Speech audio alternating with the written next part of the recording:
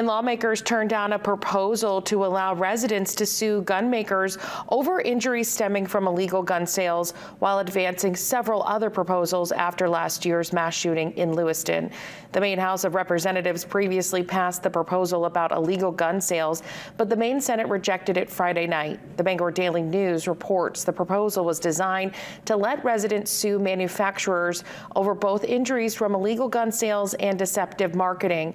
New gun laws have been a major focus of the Maine legislature since the October 25th shootings.